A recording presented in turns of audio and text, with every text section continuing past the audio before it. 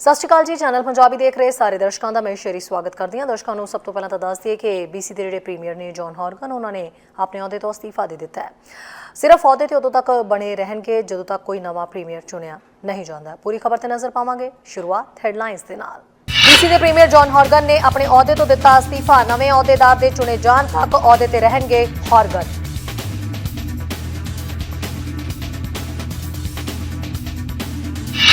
सैनी च मंगलवार को दिन दिहाड़े चली गोलीबारी च कई लोग जख्मी। पुलिस ने 2 शक्की लए हिरासत च।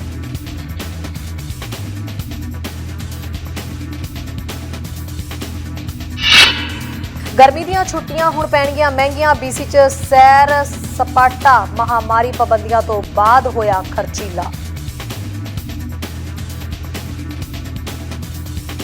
जिते खबर विस्तार दे नाल। सब तो पहला तो अज की अहम खबर के उत्ते नज़र पा लैंदे हां। BC के प्रीमियर जॉन हॉर्गन जो कि अपनी सेहत के ठीक होने तो बाद वापसी अपने दफ्तर दे विच कर चुके सन, पर अज उन्हां अपने अहदे तो अस्तीफा देने का ऐलान कर दिता है। जॉन हॉर्गन ने कहा कि वह अपने अहदे तो फिलहाल के लिए अस्तीफा दे रहे हैं। नवे प्रीमियर के चुने जान तक वह इस अहदे के उत्ते बने रहणगे।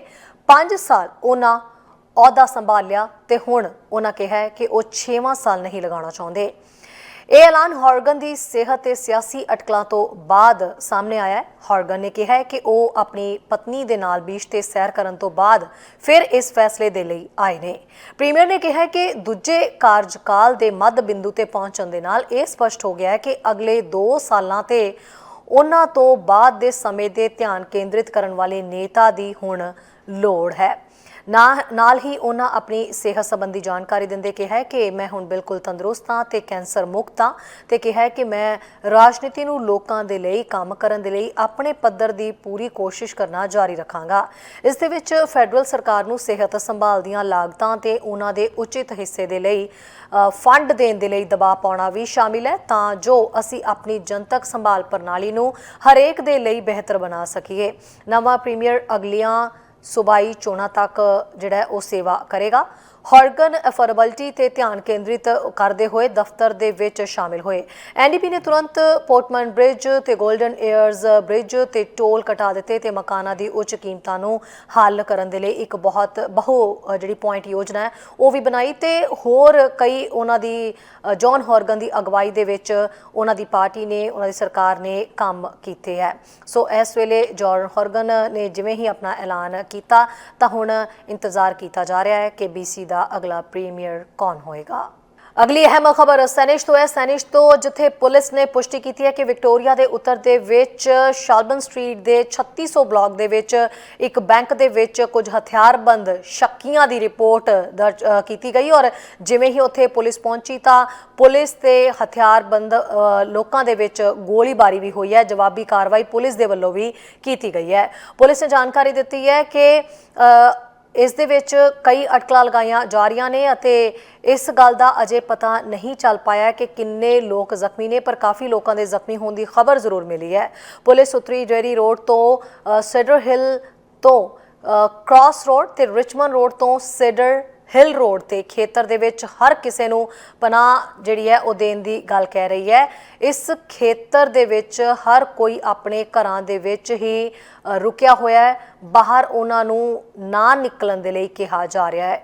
कुछ गवाहां ने जरूर इस संबंधी जानकारी दी है। उन्हां कहा है कि शलबन ते पियर स्ट्रीट दे चौराहे नेड़े सैर वो कर रहे सी जदों उन्हां नूं 25 दे करीब गोलियां चलण दीआं आवाज़ां सुनाई दित्तियां ते एक झाड़ियां दे विच लुके पुलिस अधिकारी भी उन्होंने देखे अते तुरंत अधिकारी जिहड़ा है वो इलाका छड्डण दे लई कह रहे सी। उन्हां दस्सिया कि घट्टो घट्ट 3 लोकां नूं जिहड़ा है वो एंबूलेंस दे जरिए ले जाया गया ते स्ट्रेचर्स ते ले जाया देखा गया। सो खबर लिखे जान तक यानी कि हुण तक 3 बजे दोपहर 3 बजे तक की जानकारी के मुताबक कई लोग जिहड़े ने वो एंबूलेंस जरिए लजाए गए ने।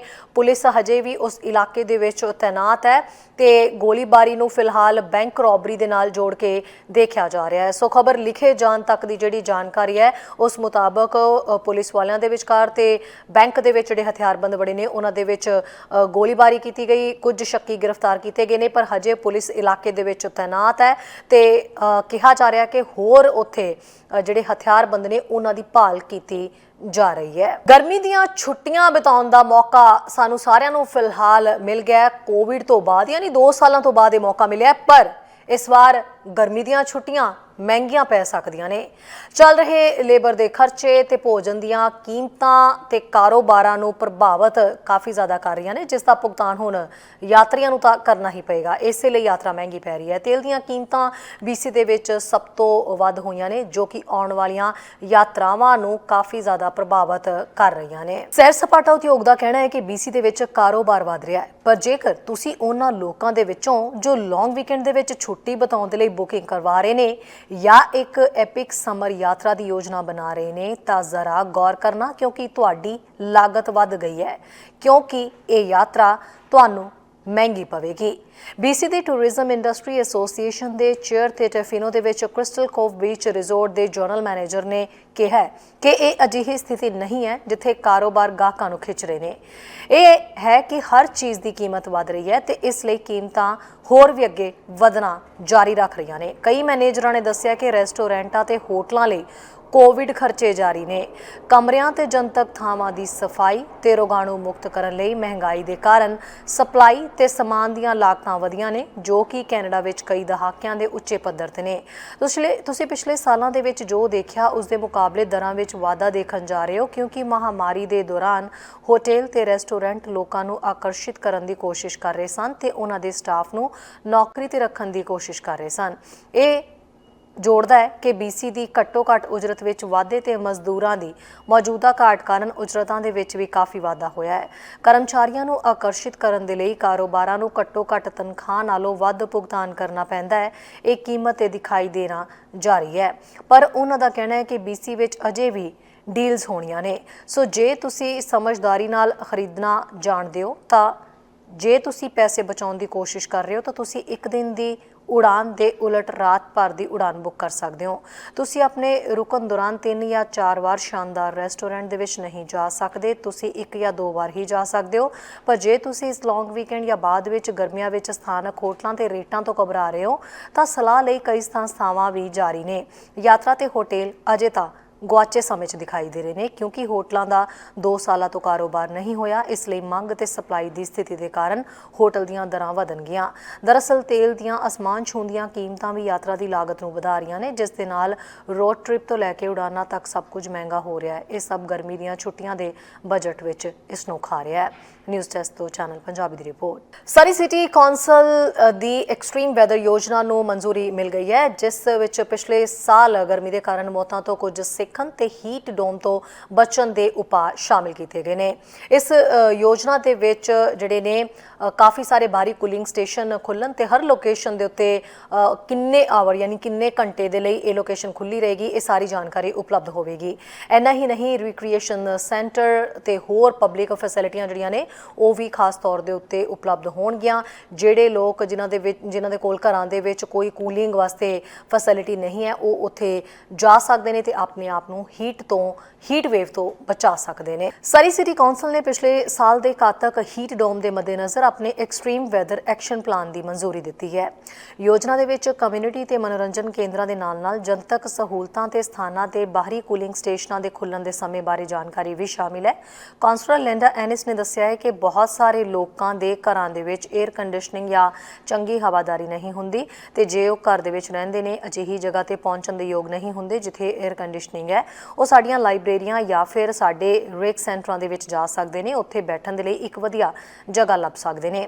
ਉਹਨਾਂ ਦੱਸਿਆ ਕਿ ਜਦੋਂ ਸਰੀ ਦੇ ਵਿੱਚ ਬਹੁਤ ਅੰਤਾਂ ਦੀ ਗਰਮੀ ਹੁੰਦੀ ਹੈ ਤਾਂ ਸਾਰੇ ਮਨੋਰੰਜਨ ਕੇਂਦਰ ਤੇ ਲਾਇਬ੍ਰੇਰੀਆਂ ਉਹਨਾਂ ਲੋਕਾਂ ਲਈ ਖੁੱਲ੍ਹੀਆਂ ਰਹਿਣਗੀਆਂ ਜੋ ਗਲੀ ਦੇ ਵਿੱਚ ਫਸੇ ਜਾਂ ਕਮਜ਼ੋਰ ਹੋਏ ਨੇ ਅਤੇ ਉਹ ਇਹਨਾਂ ਸਹੂਲਤਾਂ ਦੇ ਵਿੱਚ ਜਾ ਸਕਣ ਤੇ ਖੁਦ ਨੂੰ ਠੰਡਾ ਕਰ ਸਕਦੇ ਨੇ। ਪਾਣੀ ਦਾ ਇੱਕ ਠੰਡਾ ਗਲਾਸ ਲੈ ਸਕਦੇ ਨੇ ਤਾਂ ਜੋ ਉਹਨਾਂ ਦੀਆਂ ਲੋੜਾਂ ਉਹ ਪੂਰੀਆਂ ਹੋ ਸਕਣ। ਉਹਨਾਂ ਦਾ ਕਹਿਣਾ ਹੈ ਕਿ ਅਲਰਟੇਬਲ ਨਾਮਕ ਐਪ ਦੇ ਵਿੱਚ ਸਾਰੀ ਜਾਣਕਾਰੀ ਸ਼ਾਮਿਲ ਕੀਤੀ ਗਈ ਹੈ ਜੋ ਕੈਨੇਡਾ ਦੇ ਵਿੱਚ ਵੱਖ-ਵੱਖ ਅਧਿਕਾਰ ਖੇਤਰਾਂ ਦੇ ਵਿੱਚ ਵਰਤੋਂ ਵਿੱਚ ਹੈ। ਇਹ ਐਪ ਅਜਿਹੀ ਚੀਜ਼ ਹੈ ਜਿਸ ਨੂੰ ਤੁਸੀਂ ਆਪਣੇ ਫੋਨ ਤੇ ਡਾਊਨਲੋਡ ਕਰ ਸਕਦੇ ਹੋ ਤੇ ਜੇਕਰ ਤੁਸੀਂ ਕੋਈ ਬਹੁਤ ਜ਼ਿਆਦਾ ਵੈਦਰ ਕੰਡੀਸ਼ਨਸ ਸਥਿਤੀ ਦੇ ਵਿੱਚ ਹੋ, ਭਾਵੇਂ ਕਿ ਇਹ ਗਰਮੀ ਹੋਵੇ ਜਾਂ ਫਿਰ ਠੰਡ, ਤੁਹਾਨੂੰ ਤੁਹਾਡੇ ਫੋਨ ਤੇ ਇੱਕ ਵੱਡੀ ਸੁਣਨਯੋਗ ਟੋਨ ਮਿਲੇਗੀ ਜੋ ਤੁਹਾਨੂੰ ਠੰਡਾ ਰੱਖਣ ਜਾਂ ਨਿੱਘ ਨੂੰ ਬਰਕਰਾਰ ਰੱਖਣ ਬਾਰੇ ਦਿਸ਼ਾ ਨਿਰਦੇਸ਼ ਪ੍ਰਦਾਨ ਕਰੇਗੀ। ਪਿਛਲੇ ਸਾਲ ਗਰਮੀ ਦੇ ਡੋਮ ਨੇ ਲੋਅਰ ਮੇਨਲੈਂਡ ਦੇ ਕੁਝ ਹਿੱਸਿਆਂ ਵਿੱਚ ਤਾਪਮਾਨ ਨੂੰ 40 ਡਿਗਰੀ ਤੱਕ ਵਧਾਇਆ ਸੀ। BC ਸਥਿਤੀ ਬਾਰੇ ਕਾਰਨਰ ਦੀ ਰਿਪੋਰਟ ਦੇ ਵਿੱਚ ਪਾਇਆ ਗਿਆ ਸੀ ਕਿ ਬੇਰੋਕ ਗਰਮੀ ਕਾਰਨ 619 ਲੋਕਾਂ ਦੀ ਮੌਤ ਹੋ ਗਈ। ਇਸ ਦੇ ਵਿੱਚ ਇਹ ਵੀ ਪਾਇਆ ਗਿਆ ਕਿ ਵਾਤਾਵਰਣ ਤੇ ਜਲਵਾਯੂ ਪਰਿਵਰਤਨ ਕੈਨੇਡਾ ECC ਤੇ ਜਨਤਕ ਏਜੰਸੀਆਂ ਦੁਆਰਾ ਜਾਰੀ ਕੀਤੀ ਗਈ ਗਰਮੀ ਦੀਆਂ ਚੇਤਾਵਨੀਆਂ ਤੇ ਜਨਤਕ ਪ੍ਰਕਿਰਿਆ ਵਿਚਕਾਰ ਇੱਕ ਦੇਰੀ ਸੀ। ਅੱਧੇ ਤੋਂ ਵੱਧ ਮੌਤਾਂ ਫਰੇਜ਼ਰ ਹੈਲਥ ਖੇਤਰ ਦੇ ਵਿੱਚ ਹੋਈਆਂ ਸਨ ਤੇ ਸਰੀ ਦੀ ਮੌਤ ਦਰ 75, ਵੈਨਕੂਵਰ 117 ਤੋਂ ਬਾਅਦ ਦੂਜੇ ਨੰਬਰ ਤੇ ਸੀ।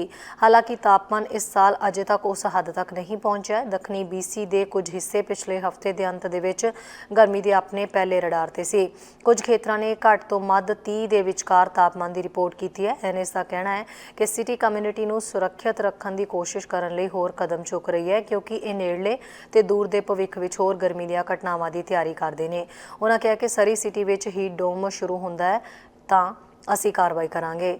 ਦੋਵੇਂ ਸੂਬਾ ਸਰਕਾਰਾਂ ਨਾਲ ਕੰਮ ਕਰ ਰਹੇ ਨੇ ਮਿਲ ਕੇ ਤੇ ਇਹ ਦੇਖ ਰਹੇ ਨੇ ਕਿ ਅਸੀਂ ਆਪਣੇ ਕੂਲਿੰਗ ਸੈਂਟਰਾਂ ਲਈ ਘੰਟੇ ਕਿਵੇਂ ਵਧਾ ਸਕਦੇ ਹਾਂ ਤਾਂ ਜੋ ਸਾਡੇ ਕੋਲ ਕਾਰਜਸ਼ੀਲ ਹੋਣਗੇ। ਨਿਊਜ਼ ਡੈਸਕ ਤੋਂ ਚੈਨਲ ਪੰਜਾਬੀ ਦੀ ਰਿਪੋਰਟ। ਇੱਕ ਪਾਸੇ ਜਿੱਥੇ ਗਰਮੀ ਤੋਂ ਬਚਣ ਦੇ ਲਈ ਕਈ ਉਪਾਅ ਅਪਣਾਏ ਜਾ ਰਹੇ ਆ, ਉੱਥੇ ਇੱਕ ਮਾੜੀ ਖਬਰ ਇਹ ਆਈ ਹੈ ਕਿ ਇੱਕ ਬੱਚੇ ਦੀ ਕਾਰ ਦੇ ਵਿੱਚ ਬੱਚਾ ਬੰਦ ਰਿਹਾ ਤੇ ਗਰਮੀ ਕਾਰਨ ਇਸ ਬੱਚੇ ਦੀ ਮੌਤ ਹੋ ਗਈ। ਦੱਸਦੇ ਕਿ ਇੱਕ ਸਕੂਲ ਦੇ ਬਾਹਰ ਗਰਮ ਕਾਰ ਦੇ ਵਿੱਚ ਬੰਦ ਰਹਿ ਜਾਣ ਦੇ ਕਾਰਨ ਇੱਕ 23 ਮਹੀਨਿਆਂ ਦੇ ਬੱਚੇ ਦੀ ਮੌਤ ਦੀ ਜਾਣਕਾਰੀ ਮਿਲੀ ਹੈ। ਕਾਰ ਉਸ ਸਕੂਲ ਦੇ ਬਾਹਰ ਹੀ ਖੜੀ ਸੀ ਜਿੱਥੇ ਬੱਚੇ ਦੀ ਮਾਂ ਜਿਹੜੀ ਹੈ ਉਹ ਪੜ੍ਹਾਉਂਦੀ ਸੀ। ਇਹ ਜਾਣਕਾਰੀ ਮੇਅਰ ਨੇ ਦਿੱਤੀ ਹੈ। ਜੈਨਕਿੰਗ ਨੇ ਦੱਸਿਆ ਹੈ ਕਿ ਇਸ ਗੱਲ ਦਾ ਕਿਸੇ ਨੂੰ ਵੀ ਧਿਆਨ ਨਹੀਂ ਆਇਆ ਕਿ ਸਕੂਲ ਖਤਮ ਹੋਣ ਤੱਕ ਐਵਰੈਸਟ ਗੱਡੀ ਦੇ ਵਿੱਚ ਹੀ ਸੀ ਤੇ ਉਸ ਦਿਨ ਦੱਖਣੀ ਓਨਟਾਰੀਓ ਦੇ ਵਿੱਚ ਹੀਟ ਵਾਰਨਿੰਗ ਜਿਹੜੀ ਹੈ ਉਹ ਜਾਰੀ ਕੀਤੀ ਗਈ ਸੀ ਤੇ ਤਾਪਮਾਨ 30 ਡਿਗਰੀ ਤੱਕ ਪਹੁੰਚ ਗਿਆ ਸੀ। ਇਸ ਦਿਨ ਬੈਂਕਰੌਫਟ ਦਾ ਤਾਪਮਾਨ ਜਿਹੜਾ ਹੈ ਉਹ 27.1 ਡਿਗਰੀ ਰਿਕਾਰਡ ਕੀਤਾ ਗਿਆ। ਦੱਸਦੇ ਕਿ ਗੱਡੀ ਦੇ ਵਿੱਚ ਬਿਨਾਂ ਸਾਹ ਦੇ ਇਸ ਬੱਚੇ ਦੇ ਮਿਲਣ ਤੋਂ ਬਾਅਦ ਤੁਰੰਤ 3:45 ਦੇ ਉੱਤੇ ਓਨਟਾਰੀਓ ਪ੍ਰੋਵਿੰਸ਼ੀਅਲ ਪੁਲਿਸ ਨੂੰ ਸੱਦਿਆ ਗਿਆ। ਪੁਲਿਸ ਨੇ ਕਾਫੀ ਕੋਸ਼ਿਸ਼ ਕੀਤੀ, ਬੱਚੇ ਨੂੰ ਐਂਬੂਲੈਂਸ ਰਾਹੀਂ ਹਸਪਤਾਲ ਲਿਜਾਇਆ ਗਿਆ ਪਰ ਉਸ ਨੂੰ ਥੋੜੀ ਦੇਰ ਬਾਅਦ ਹੀ ਮ੍ਰਿਤਕ ਐਲਾਨ ਦਿੱਤਾ ਗਿਆ। ਬੈਂਕਰੌਫਟ ਓਨਟਾਰੀਓ ਦੇ ਮੇਅਰ ਪੌਲ ਜੈਨਕਿੰਗ ਜੋ ਕਿ ਇਸ ਪਰਿਵਾਰ ਦੇ ਕਾਫੀ ਨਜ਼ਦੀਕੀ ਦੋਸਤ ਨੇ, ਉਹਨਾਂ ਨੇ ਇਸ ਸੰਬੰਧੀ ਜਾਣਕਾਰੀ ਦਿੱਤੀ। ਉਹਨਾਂ ਦੱਸਿਆ ਕਿ ਪਿਛਲੇ 30 ਸਾਲਾਂ ਤੋਂ ਇਸ ਪਰਿਵਾਰ ਨੂੰ ਉਹ ਜਾਣਦੇ ਨੇ ਤੇ ਵੀਰਵਾਰ ਨੂੰ ਅਧਿਆਪਕਾਂ ਤੇ ਐਮਰਜੈਂਸੀ ਅਮਲੇ ਦੇ ਵੱਲੋਂ ਨਾਰਥ ਹੇਸਟਿੰਗਸ ਹਾਈ ਸਕੂਲ ਦੇ ਬਾਹਰ ਇਸ ਬੱਚੇ ਨੂੰ ਹੋਸ਼ ਦੇ ਵਿੱਚ ਲਿਆਉਣ ਦੇ ਲਈ ਪੂਰਾ ਜ਼ੋਰ ਲਾਏ ਜਾਣ ਤੋਂ ਬਾਅਦ ਵੀ ਐਵਰੈਸਟ ਸਮਿਥ ਦੀ ਮੌਤ ਹੋ ਗਈ। ਜੈਨਕਿੰਗਸ ਨੇ ਦੱਸਿਆ ਕਿ ਐਵਰੈਸਟ ਦੀ ਮਾਂ ਇਸ ਸਕੂਲ ਦੇ ਵਿੱਚ ਅਧਿਆਪਕ ਹੈ ਤੇ ਮੇਅਰ ਅਨੁਸਾਰ ਬੱਚੇ ਦੀ ਮਾਂ ਨੇ ਕੰਮ ਉੱਤੇ ਜਾਂਦੇ ਸਮੇਂ ਆਪਣੇ ਬੱਚੇ ਨੂੰ ਡੇ ਕੇਅਰ ਦੇ ਵਿੱਚ ਛੱਡਣਾ ਸੀ ਤੇ ਕਿਸੇ ਨੂੰ ਇਹ ਪਤਾ ਨਹੀਂ ਰਿਹਾ ਕਿ ਬੱਚਾ ਗੱਡੀ ਦੇ ਵਿੱਚ ਹੀ ਰਹਿ ਗਿਆ। ਸੋ ਇਹ ਬਹੁਤ ਹੀ ਮੰਦਭਾਗੀ ਖਬਰ ਹੈ। ਇੱਕ ਸਰਵੇਖਣ ਹੋਇਆ ਜਿਸ ਮੁਤਾਬਕ BC ਦੇ ਵਿੱਚ 1/3 ਲੋਕ ਲਾਇਸੈਂਸਸ਼ੁਦਾ ਠੇਕੇਦਾਰ ਜਾਂ ਫਿਰ ਪਰਮਿਟ ਤੋਂ ਬਿਨਾਂ ਮੁਰੰਮਤ ਕਰਨ ਬਾਰੇ ਵਿਚਾਰ ਕਰਨਗੇ। ਸਰਵੇ ਦੇ ਵਿੱਚ ਪਾਇਆ ਹੈ ਕਿ ਅੱਧੇ ਲੋਕ BC ਦੇ ਵਿੱਚ ਘਰਾਂ ਦੀ ਮੁਰੰਮਤ ਦੇ ਲਈ ਲੋੜੀਂਦੇ ਪਰਮਿਟਾਂ ਬਾਰੇ ਜਾਣੂ ਹੀ ਨਹੀਂ ਹੈ। ਟੈਕਨੀਕਲ ਸੇਫਟੀ BC ਦਾ ਕਹਿਣਾ ਹੈ ਕਿ ਇੱਕ DIY ਪਹੁੰਚ ਅਪਣਾਉਣ ਦੇ ਨਾਲ ਤੁਹਾਨੂੰ ਲੰਬੇ ਸਮੇਂ ਦੇ ਵਿੱਚ ਵਧੇਰੇ ਖਰਚਾ ਆ ਸਕਦਾ ਹੈ ਤੇ ਹੋਰ ਸਮੱਸਿਆਵਾਂ ਪੈਦਾ ਹੋ ਸਕਦੀਆਂ ਨੇ। ਇਹ ਮੰਨਿਆ ਜਾ ਰਿਹਾ ਹੈ ਕਿ ਲੋਕ ਸੇਵਿੰਗ ਦੇ ਚੱਕਰ ਦੇ ਵਿੱਚ ਇਹ ਮੁਰੰਮਤ ਦਾ ਕੰਮ ਖੁਦ ਹੀ ਕਰਨ ਬਾਰੇ ਵਿਚਾਰ ਕਰ ਰਹੇ ਨੇ। BC ਵਿੱਚ ਅਸਮਾਨ ਨੂੰ ਛੂ ਰਹੀ ਮਹਿੰਗਾਈ ਦੀਆਂ ਕੀਮਤਾਂ ਕੁਝ ਮੁਰੰਮਤ ਯਾਨੀ ਕਿ ਰੈਨੋਵੇਸ਼ਨ ਤੇ ਪੈਸੇ ਬਚਾਉਣ ਦੇ ਵੀ ਕੋਸ਼ਿਸ਼ ਕਰ ਰਹੀਆਂ ਨੇ। ਟੈਕਨੀਕਲ ਸੇਫਟੀ BC ਦੁਆਰਾ ਤਾਜ਼ਾ ਸਰਵੇਖਣ ਦੇ ਵਿੱਚ ਜਾਣਕਾਰੀ ਸਾਹਮਣੇ ਆਈ ਹੈ ਜੋ ਸੂਬੇ ਵਿੱਚ ਤਕਨੀਕੀ ਪ੍ਰਣਾਲੀਆਂ ਤੇ ਹੋਰ ਸਮਾਨ ਦੀ ਇੰਸਟਾਲੇਸ਼ਨ ਕਰਦਾ ਹੈ। ਉਹਨਾਂ ਨੇ ਇਹ ਖੋਜ ਕੀਤੀ ਹੈ ਕਿ ਸਿਰਫ 1/3 ਲੋਕ ਲਾਇਸੈਂਸਸ਼ੁਦਾ ਠੇਕੇਦਾਰ ਜਾਂ ਪਰਮਿਟ ਤੋਂ ਬਿਨਾਂ ਮੁਰੰਮਤ ਕਰਨ ਬਾਰੇ ਵਿਚਾਰ ਕਰਨਗੇ। ਹਾਲਾਂਕਿ ਉਹ ਅਣਅਧਿਕਾਰਤ ਕੰਮ ਦੇ ਨਾਲ ਜੁੜੇ ਜੋਖਮਾਂ ਤੋਂ ਜਾਣੂ ਨੇ। ਸੰਗਠਨ ਦੇ ਮੁਤਾਬਕ ਮਾਮਲਿਆਂ ਨੂੰ ਆਪਣੇ ਹੱਥਾਂ ਵਿੱਚ ਲੈਣਾ ਹਮੇਸ਼ਾ ਸਹੀ ਫੈਸਲਾ ਨਹੀਂ ਹੋ ਸਕਦਾ। ਲਾਇਸੈਂਸ ਵਾਲੇ ਕੰਟਰੈਕਟਰ ਜਾਣਦੇ ਨੇ ਕਿ ਕੰਧਾਂ ਕੰਧਾਂ ਪਾਈਪਾਂ ਤੇ ਬੀਮ ਦੇ ਅੰਦਰ ਕੀ ਪਾਇਆ ਜਾਂਦਾ ਹੈ। ਉਹਨਾਂ ਕੋਲ ਬ੍ਰਿਟਿਸ਼ ਕੋਲੰਬੀਆ ਇਲੈਕਟ੍ਰੀਕਲ ਤੇ ਗੈਸ ਕੋਡਾਂ ਤੇ ਮਾਪਦੰਡਾਂ ਦਾ ਡੂੰਘਾਈ ਨਾਲ ਤਜਰਬਾ ਵੀ ਹੈ। ਹਾਲਾਂਕਿ ਉਹ ਆਪਣੇ ਤੌਰ ਤੇ ਕਿਸੇ ਪ੍ਰੋਜੈਕਟ ਦੀ ਕੋਸ਼ਿਸ਼ ਕਰਨ ਦੇ ਲਈ ਅਪੀਲ ਕਰ ਸਕਦੇ ਨੇ। ਮੁਰੰਮਤ ਕਰਨ ਤੋਂ ਪਹਿਲਾਂ ਘਰ ਦੇ ਮਾਲਕ ਨੂੰ ਇਹ ਸਮਝਣ ਦੀ ਲੋੜ ਹੁੰਦੀ ਹੈ ਕਿ ਪਰਮਿਟ ਦੀ ਕੀ ਲੋੜ ਹੈ ਤੇ ਜੇਕਰ ਉਹਨਾਂ ਨੂੰ ਪਰਮਿਟ ਦੇ ਅਧੀਨ ਨਿਯਮਿਤ ਕੰਮ ਕਰਨ ਲਈ ਇੱਕ ਲਾਇਸੈਂਸਸ਼ੁਦਾ ਠੇਕੇਦਾਰ ਨੂੰ ਨਿਯੁਕਤ ਕਰਨਾ ਚਾਹੀਦਾ ਹੈ। ਸੰਸਥਾ ਦਾ ਕਹਿਣਾ ਹੈ ਕਿ ਸਰਵੇਖਣ ਕੀਤੇ ਗਏ ਲਗਭਗ ਅੱਧੇ ਲੋਕਾਂ ਨੂੰ ਇਹ ਨਹੀਂ ਪਤਾ ਸੀ ਕਿ BC ਵਿੱਚ ਘਰਾਂ ਦੀ ਮੁਰੰਮਤ ਲਈ ਪਰਮਿਟ ਦੀ ਲੋੜ ਹੈ। ਇਸ ਦੌਰਾਨ ਸਰਵੇਖਣ ਦੇ 35% ਉੱਤਰਦਾਤਾਵਾਂ ਦਾ ਕਹਿਣਾ ਹੈ ਕਿ ਉਹ ਮਹਿਸੂਸ ਕਰਦੇ ਨੇ ਕਿ YouTube ਵੀਡੀਓ ਤੁਹਾਨੂੰ ਉਹ ਸਾਰੀ ਜਾਣਕਾਰੀ ਦਿੰਦੇ ਨੇ ਜੋ ਤੁਹਾਨੂੰ ਅਜਿਹੀਆਂ ਨੌਕਰੀਆਂ ਨੂੰ ਸੁਰੱਖਿਅਤ ਢੰਗ ਨਾਲ ਕਰਨ ਲਈ ਲੋੜੀਂਦੀ ਹੈ। ਪਲੇਟੋ ਉਹਨਾਂ ਲੋਕਾਂ ਨੂੰ ਉਤਸ਼ਾਹਿਤ ਕਰ ਰਿਹਾ ਹੈ ਜੋ ਇੱਕ ਲਾਇਸੈਂਸਸ਼ੁਦਾ ਪੇਸ਼ੇਵਰ ਨੂੰ ਕਿਰਾਏ ਤੇ ਲੈਣ ਲਈ ਗੈਸ ਜਾਂ ਬਿਜਲੀ ਦੇ ਕੰਮ ਨੂੰ ਸ਼ਾਮਿਲ ਕਰਦੇ ਹੋਏ ਘਰ ਦੀ ਮੁਰੰਮਤ ਕਰਦੇ ਨੇ। ਸੋ ਜੇਕਰ ਤੁਸੀਂ ਖੁਦ ਕੰਮ ਕਰਨ ਦੀ ਚੋਣ ਕਰਦੇ ਹੋ ਤਾਂ ਉਹ ਤੁਹਾਨੂੰ ਸ਼ੁਰੂ ਕਰਨ ਤੋਂ ਪਹਿਲਾਂ ਲੋੜੀਂਦੇ ਪਰਮਿਟ ਲੈਣ ਲਈ ਤਕਨੀਕੀ ਸੁਰੱਖਿਆ BC ਜਾਂ ਤੁਹਾਡੀ ਸਥਾਨਕ ਸਰਕਾਰ ਦੇ ਨਾਲ ਸੰਪਰਕ ਕਰਨ ਦੀ ਸਿਫਾਰਿਸ਼ ਕਰਦਾ ਹੈ। ਟੈਕਨੀਕਲ ਸੇਫਟੀ BC ਮੁਤਾਬਕ DIY ਪਹੁੰਚ ਅਪਣਾਉਣ ਦੇ ਨਾਲ ਅਸਲ ਵਿੱਚ ਲੰਬੇ ਸਮੇਂ ਦੇ ਵਿੱਚ ਤੁਹਾਨੂੰ ਵਧੇਰੇ ਖਰਚਾ ਪੈ ਸਕਦਾ ਹੈ ਤਾਂ ਤੁਹਾਡੇ ਲਈ ਹੋਰ ਸਮੱਸਿਆਵਾਂ ਪੈਦਾ ਹੋ ਸਕਦੀਆਂ ਨੇ। ਅਜਿਹਾ ਕਰਨ ਦੇ ਨਾਲ ਘਰ ਦੇ ਵਿੱਚ ਰਹਿਣ ਵਾਲਿਆਂ ਲਈ ਖਤਰਾ ਪੈਦਾ ਹੋ ਸਕਦਾ ਹੈ ਤੇ ਜੇ ਤੁਸੀਂ ਨਹੀਂ ਜਾਣਦੇ ਕਿ ਤੁਸੀਂ ਕਰ ਸਕਦੇ ਹੋ। ਸਮੂਹ ਦਾ ਕਹਿਣਾ ਹੈ ਕਿ ਨਾ ਸਿਰਫ ਇੱਕ ਲਾਇਸੈਂਸਸ਼ੁਦਾ ਪੇਸ਼ੇਵਰ ਨੂੰ ਨੌਕਰੀ ਤੇ ਰੱਖਣਾ ਸੁਰੱਖਿਅਤ ਤੇ ਲਾਗਤ ਜੋਖਮਾਂ ਨਾਲ ਆਉਂਦਾ ਹੈ, ਇਹ ਤੁਹਾਡੇ ਬੀਮੇ ਦੇ ਦਾਅਵਿਆਂ ਨੂੰ ਵੀ ਪ੍ਰਭਾਵਿਤ ਕਰ ਸਕਦਾ ਹੈ ਜੇਕਰ ਕੁਝ ਗਲਤ ਹੋ ਜਾਂਦਾ ਹੈ। ਕਿਸੇ ਵੀ ਵਿਅਕਤੀ ਨੂੰ ਅਪਗ੍ਰੇਡ ਕਰਨ ਜਾਂ ਮੁਰੰਮਤ ਕਰਨ ਦੀ ਇੱਛਾ ਰੱਖਣ ਵਾਲੇ ਨੂੰ ਪਹਿਲਾਂ ਤੋਂ ਲੋੜੀਂਦੇ ਖੋਜ ਕਰਨ ਤੇ ਇਹ ਪਤਾ ਕਰਨ ਲਈ ਕਿਹਾ ਜਾਂਦਾ ਹੈ ਕਿ ਕਿਸ ਅਧਿਕਾਰਤ ਕਾਗਜ਼ੀ ਕਾਰਵਾਈ ਦੀ ਲੋੜ ਹੈ। ਨਿਊਜ਼ ਡੈਸਕ ਤੋਂ ਚੈਨਲ ਪੰਜਾਬੀ ਦੀ ਰਿਪੋਰਟ। ਐਡਮਿੰਟਨ ਤੋਂ ਦੇਖਦੇ ਹਾਂ ਸਾਡੇ ਸੀਨੀਅਰ ਪੱਤਰਕਾਰ ਕੁਲਮੀਤ ਸਿੰਘ ਸੰਘਾ ਦੀ ਇਹ ਖਾਸ ਅਪਡੇਟ। ਚੈਨਲ ਪੰਜਾਬੀ ਵੇਖ ਰਹੇ ਸਮੂਹ ਦਰਸ਼ਕਾਂ ਨੂੰ ਕੁਲਮੀਤ ਸਿੰਘ ਵੱਲੋਂ ਨਿੱਘੀ ਜੀ ਆਇਆਂ। ਵਾਹਿਗੁਰੂ ਜੀ ਕਾ ਖਾਲਸਾ, ਵਾਹਿਗੁਰੂ ਜੀ ਕੀ ਫਤਿਹ। ਐਡਮਿੰਟਨ ਸ਼ਹਿਰ ਤੋਂ ਦੋਸਤੋ ਖਬਰ ਲੈ ਕੇ ਤੁਹਾਡੇ ਲਈ ਹਾਜ਼ਰ ਹੋ ਰਿਹਾ। ਇੱਕ ਖਬਰ ਤਾਂ ਇਹ ਆ ਰਹੀ ਹੈ ਕਿ ਅਲਬਰਟਾ ਦੇ ਫਾਈਨਾਂਸ ਮਿਨਿਸਟਰ ਹੋਰਾਂ ਨੇ ਥੋੜ੍ਹੀ ਜਿਹੀ ਝਲਕ ਦਿੱਤੀ ਆ। ਜਿਹੜੇ ਨੰਬਰ ਉਹ ਪੇਸ਼ ਕਰਨ ਜਾ ਰਹੇ ਨੇ 2021-22 ਦਾ ਬਜਟ ਜਿਹੜਾ ਉਹਦਾ ਦੱਸਣਾ ਚਾਹੁੰਦੇ ਨੇ ਭਈ ਕਿੰਨੀ ਕਮਾਇਆ ਉਹਨਾਂ ਕੋਲ ਇਕੱਠੀ ਹੋਈ ਆ। ਅਕਸਰ ਤਾਂ ਪਿਛਲੇ 7 ਸਾਲ ਹੋ ਗਏ ਜੀ ਜਦੋਂ ਦਾ ਵੀ ਸੂਬੇ ਦੇ ਵਿੱਚ ਬਜਟ ਪੇਸ਼ ਕੀਤਾ ਜਾਂਦਾ ਸੀ ਡੈਫੀਸਿਟ 'ਚ ਹੀ ਹੁੰਦਾ ਸੀਗਾ, ਪਰ ਐਤਕੀ ਕਿਉਂਕਿ ਤੇਲ ਦੇ ਭਾਅ ਜਿਹੜੇ ਆ ਉਹ ਕਾਫੀ ਉੱਪਰ ਗਏ ਹੋਏ ਨੇ, ਉਹਦਾ ਕਰਕੇ ਅਲਬਰਟਾ ਸਰਕਾਰ ਦੇ ਕੋਫਰਸ ਦੇ ਵਿੱਚ ਪੈਸੇ ਆ ਰਹੇ ਨੇ। ਪਹਿਲਾਂ ਦੱਸਿਆ ਗਿਆ ਸੀਗਾ ਵੀ ਇੱਥੇ ਜੀ 3.2 ਬਿਲੀਅਨ ਡਾਲਰ ਦਾ ਡੈਫੀਸਿਟ ਹੋਵੇਗਾ, ਪਰ ਹੁਣ ਦੱਸਿਆ ਜਾ ਰਿਹਾ ਕਿ 500 ਤੇ 11 ਮਿਲੀਅਨ ਡਾਲਰ ਦਾ ਸਰਪਲਸ ਹੋਵੇਗਾ। ਔਰ ਹੁਣ ਦੇਖੋ ਜਦੋਂ ਇਹ ਪੈਸੇ ਜਮ੍ਹਾਂ ਹੋ ਰਹੇ ਜੀ ਕਿਸੇ ਨੂੰ ਇਹ ਤਾਂ ਪਤਾ ਨਹੀਂ ਵੀ ਉਹ ਪੈਸੇ ਖਰਚ ਕਿੱਦਾਂ ਕੀਤੇ ਜਾਣੇ ਨੇ, ਪਰ ਸਰਕਾਰ ਨੂੰ ਥੋੜ੍ਹੀ ਰਾਹਤ ਹੈਗੀ ਆ ਕਿ ਹਾਂ ਬਈ ਚਲੋ ਜਿਹੜੇ ਸਾਡੇ ਖਰਚੇ ਵਰਚੇ ਆ ਉਹ ਪੂਰੇ ਹੋ ਰਹੇ ਆ ਔਰ ਪੈਸੇ ਜਮ੍ਹਾਂ ਹੋ ਰਹੇ ਨੇ। ਜਿਹੜੇ ਨਵਾਂ ਲੀਡਰ ਬਣੇਗਾ ਅਕਤੂਬਰ ਦੇ ਵਿੱਚ ਉਹ ਉਹਦੇ 'ਤੇ ਡਿਪੈਂਡ ਕਰਦਾ ਜੀ ਵੀ ਉਹ ਪੈਸੇ ਇਹ ਜਿਹੜੇ ਜਮ੍ਹਾਂ ਹੋ ਰਹੇ ਆ ਉਹਨਾਂ ਨੂੰ ਕਿਵੇਂ ਖਰਚ ਕਰੇਗਾ। ਔਰ ਦੂਸਰੀ ਖਬਰ ਇਹ ਆ ਰਹੀ ਹੈ ਜੀ ਵੀ ਇੱਕ ਪੋਲੀਟੀਸ਼ੀਅਨ ਜਿਹੜੇ ਨਵੇਂ ਪ੍ਰੀਮੀਅਰ ਬਣਨਾ ਚਾਹੁੰਦੇ ਆ, ਉਹਦਾ ਨਾਂ ਹੈਗਾ ਡੈਨੀਅਲ ਸਮਿਥ। ਉਹਨਾਂ ਨੇ ਕੁਝ ਗੱਲਾਂ ਅਜਿਹੀਆਂ ਕਹੀਆਂ ਨੇ ਜਿਹਦੇ ਤੋਂ ਲੋਕੀ ਜਿਹੜੇ ਆ ਫਿਕਰਮੰਦ ਵੀ ਹੋ ਰਹੇ ਆ ਔਰ ਜਿਹੜੇ ਐਨਾਲਿਸਟ ਹੈਗੇ ਆ ਉਹ ਇਹ ਦੇਖ ਰਹੇ ਆ ਵੀ ਉਹ ਇਹ ਕਹਿ ਕਿਉਂ ਰਹੀ ਆ ਕੁਝ ਗੱਲਾਂ। ਉਹ ਹੁਣ ਮੈਂ ਤੁਹਾਡੇ ਨਾਲ ਉਹਨਾਂ ਦੀ ਗੱਲਬਾਤ ਸਾਂਝੀ ਕਰਦਾ ਜੀ। ਉਹਨਾਂ ਨੇ ਜਿਹੜਾ ਹੁਣ ਨਾ ਕਿਉਂਕਿ ਉਹ ਲੀਡਰ ਬਣਨਾ ਚਾਹੁੰਦੇ ਨੇ UCP ਦਾ, ਅਤੇ ਉਹਨਾਂ ਨੇ ਇੱਕ ਬਿਆਨ ਦਿੱਤਾ ਵੀ ਅਸੀਂ ਫੈਡਰਲ ਗੌਰਮੈਂਟ ਵੱਲੋਂ ਬਣਾਇਆ ਗਿਆ ਕੋਈ ਵੀ ਕਾਨੂੰਨ ਜਿਹੜਾ ਉਹ ਅਲਬਰਟਾ 'ਚ ਲਾਗੂ ਨਹੀਂ ਕਰਨਾ ਜਿਹੜਾ ਸਾਨੂੰ ਚੰਗਾ ਨਹੀਂ ਲੱਗਦਾ। ਸੋ ਇਹਦਾ ਮਤਲਬ ਹੈ ਵੀ ਕੋਈ ਵੀ ਕਾਨੂੰਨ ਜੇ ਫੈਡਰਲ ਸਰਕਾਰ ਲੈ ਕੇ ਆਉਂਦੀ ਆ ਅਤੇ ਉਹ ਡੈਨੀਅਲ ਸਮਿਥ ਕਹਿੰਦੀ ਵੀ ਅਲਬਰਟਾ ਜਿਹੜੀ ਆ ਉਹ ਉਸ ਗੱਲਬਾਤ ਨੂੰ ਨਹੀਂ ਮੰਨੇਗਾ। ਕਾਰਨ ਉਹਦਾ ਇਹ ਹੈ ਜੀ ਵੀ ਜਿਹੜੇ ਨਾ ਉਹ ਕਹਿੰਦੇ ਐਨਵਾਇਰਮੈਂਟਲ ਹੈਗੇ ਆ ਕਾਨੂੰਨ ਉਹਨਾਂ ਦੇ ਉੱਤੇ ਬਾਹਲੀ ਜ਼ਿਆਦਾ ਪ੍ਰੋਬਲਮ ਇਹਨਾਂ ਨੂੰ ਆ ਰਹੀ। ਉਹ ਕਹਿੰਦੇ ਜੀ ਵੀ ਇਹ ਆਇਲ ਐਂਡ ਗੈਸ ਵਾਲੀ ਜਿਹੜੀ ਇੰਡਸਟਰੀ ਆ ਉਹਦੇ 'ਤੇ ਬਹੁਤ ਵੱਡਾ ਨੁਕਸਾਨ ਹੁੰਦਾ ਔਰ ਜਿਹੜੀਆਂ ਜੌਬਸ ਕ੍ਰੀਏਟ ਹੁੰਦੀਆਂ ਉਹ ਇੱਥੇ ਕੰਮ ਖਤਮ ਹੋ ਜਾਂਦਾ ਕਿਉਂਕਿ ਆਇਲ ਐਂਡ ਗੈਸ ਦੇ ਵਿੱਚ ਬਹੁਤ ਸਾਰੇ ਲੋਕ ਕੰਮ ਕਰਦੇ ਆ ਅਤੇ ਉਹ ਜੌਬਾਂ ਜਾਂਦੀਆਂ ਰਹਿੰਦੀਆਂ ਨੇ। ਔਰ ਉਹ ਦੂਸਰੀ ਉਹ ਗੱਲ ਕਹਿੰਦੇ ਜੇ ਵੀ ਜੇ ਫਰਜ਼ ਕਰੋ ਅਸੀਂ ਜਿਹੜਾ ਇੱਥੇ ਆਪਣੀ ਹੀ ਪੁਲਿਸ ਫੋਰਸ ਵੀ ਲੈ ਆਉਣੀ ਆ, ਯਾਨੀ ਕਿ RCMP ਜਿਹੜੀ ਆ ਉਹਨੂੰ ਪਾਸੇ ਕਰ ਦੇਣਾ ਅਤੇ ਆਪਣੀ ਪੁਲਿਸ ਫੋਰਸ ਹੋਏਗੀ। ਜੇ ਫੈਡਰਲ ਸਰਕਾਰ ਆਪਣਾ ਕੋਈ ਕਾਇਦਾ ਕਾਨੂੰਨ ਐਨਫੋਰਸ ਕਰਨਾ ਚਾਹੁੰਦੀ ਤਾਂ ਉਹ ਵੀ ਨਹੀਂ ਉਹ ਕਹਿੰਦੇ ਕਰ ਸਕਣਗੇ। ਔਰ ਤੀਸਰੀ ਉਹ ਕਹਿੰਦੇ ਜੀ ਵੀ ਅਸੀਂ ਜੇ ਹੋ ਸਕਿਆ ਤੇ ਅਸੀਂ ਆਪਣੀਆਂ ਬੈਂਕਾਂ ਵੀ ਜਿਹੜੀਆਂ ਹੈਗੀਆਂ ਉਹ ਆਪਣੀਆਂ ਬੈਂਕਿੰਗ ਸਿਸਟਮ ਖੜਾ ਕਰ ਲੈਣਾ, ਕਿਉਂਕਿ ਜਿਹੜੇ ਰੂਲਸ ਐਂਡ ਰੈਗੂਲੇਸ਼ਨ ਫੈਡਰਲ ਸਰਕਾਰ ਲਾ ਰਹੀ ਆ ਉਹ ਸਾਨੂੰ ਹੋ ਸਕਦਾ ਚੰਗੇ ਨਾ ਲੱਗਣ। ਸੋ ਇਦਾਂ ਦੀਆਂ ਗੱਲਾਂ ਬਾਤਾਂ ਜਿਹੜੀਆਂ ਉਹ ਕਰ ਰਹੀ ਆ। ਜਿਹੜੇ ਕੁਝ ਐਨਾਲਿਸਟ ਆ ਉਹ ਕਹਿੰਦੇ ਵੀ ਇੰਨਾ ਜਿਹੜਾ ਰੈਡੀਕਲ ਗੱਲ ਕਹਿ ਰਹੀ ਆ ਉਹਦੇ ਤੋਂ ਇਦਾਂ ਲੱਗਦਾ ਵੀ ਪਿਛਲੀ ਵਾਰੀ ਜਦੋਂ ਇਹਨੇ ਫਲੋਰ ਕ੍ਰਾਸ ਕਰ ਲਈ ਸੀਗੀ ਵਾਈਲਡ ਰੋਜ਼ ਪਾਰਟੀ ਤੋਂ ਦੂਸਰੀ ਪੀਸੀ ਪਾਰਟੀ ਵਿੱਚ ਜੁਆਇਨ ਕਰ ਗਈ ਸੀ ਤੇ ਲੋਕਾਂ ਨੇ ਇਹਦਾ ਯਕੀਨ ਕਰਨਾ ਛੱਡ ਦਿੱਤਾ ਸੀ, ਕਿਉਂਕਿ ਇੱਕ ਨੋਮੀਨੇਸ਼ਨ ਲਈ ਖੜੇ ਹੋਏ ਸੀ ਤਾਂ ਉਹਦੇ ਵਿੱਚ ਉਹਨਾਂ ਨੂੰ ਹਰਾ ਦਿੱਤਾ ਗਿਆ ਸੀ। ਤੇ ਹੁਣ ਇਹ ਉਹਨਾਂ ਲੋਕਾਂ ਨੂੰ ਹੀ ਮੁੜ ਕੇ ਜਿੱਤਣ ਲਈ ਇੰਨੇ ਐਕਸਟ੍ਰੀਮ ਤੇ ਜਾ ਰਿਹਾ ਵੀ ਹਾਂ ਜੀ ਅਸੀਂ ਫੈਡਰਲ ਸਰਕਾਰ ਵੱਲੋਂ ਬਣਾਇਆ ਹੋਇਆ ਕੋਈ ਵੀ ਕਾਨੂੰਨ ਜਿਹੜਾ ਇੱਥੇ ਜਿਹੜਾ ਸਾਨੂੰ ਪਸੰਦ ਨਹੀਂ ਉਹ ਅਸੀਂ ਲਾਗੂ ਨਹੀਂ ਕਰਨਾ। ਹੁਣ ਆਉਣ ਵਾਲਾ ਜੀ ਅਕਤੂਬਰ ਦੇ ਵਿੱਚ ਪਤਾ ਲੱਗੇਗਾ ਕਿ ਕੌਣ ਜਿਹੜਾ ਹੈਗਾ ਇਲੈਕਸ਼ਨ ਜਿੱਤਦਾ ਔਰ ਪ੍ਰੀਮੀਅਰ ਬਣਦਾ, ਯਾਨੀ ਕਿ ਜਿਹੜੀ ਇਹਨਾਂ ਦੀ ਲੀਡਰਸ਼ਿਪ ਦੀ ਰੇਸ ਹੈ ਉਹ ਕੌਣ ਜਿੱਤਦਾ ਤੇ ਪ੍ਰੀਮੀਅਰ ਬਣਦਾ। ਫਿਰ ਉਹਦੇ ਹੱਥ ਵੱਸ ਹੋਏਗਾ ਕਿ ਉਹ ਕਿਸ ਤਰ੍ਹਾਂ ਕਿਸ ਪਾਸੇ ਨੂੰ ਸੂਬੇ ਨੂੰ ਲੈ ਕੇ ਜਾਵੇਗਾ। ਚੈਨਲ ਪੰਜਾਬੀ ਲਈ ਕੁਲਮੀਤ ਸਿੰਘ ਸੰਘਾ, ਐਡਮਿੰਟਨ। ਖਬਰਾਂ ਤੇ ਜਾਣਕਾਰੀਆਂ ਦਾ ਸਿਲਸਿਲਾ ਫਿਲਹਾਲ ਇੱਥੇ ਮੁੱਕਦਾ। ਨਵੀਆਂ ਤੇ ਤਾਜ਼ਾ ਖਬਰਾਂ ਲੈ ਕੇ ਫਿਰ ਤੋਂ ਹਾਜ਼ਰ ਹੋਵਾਂਗੇ। ਇਜਾਜ਼ਤ ਚਾਹੁੰਦੇ ਹਾਂ। ਧੰਨਵਾਦ। ਸਾਡਾ ਹਰ ਇੱਕ ਪ੍ਰੋਗਰਾਮ ਦੇਖਣ ਤੇ ਸਾਡੇ ਨਾਲ ਜੁੜਨ ਲਈ ਸਬਸਕ੍ਰਾਈਬ ਕਰੋ ਚੈਨਲ ਪੰਜਾਬੀ ਤੇ ਨੋਟੀਫਿਕੇਸ਼ਨ ਲਈ ਬੈਲ ਆਈਕਨ ਵਾਲੇ ਬਟਨ ਤੇ ਕਲਿੱਕ ਕਰੋ।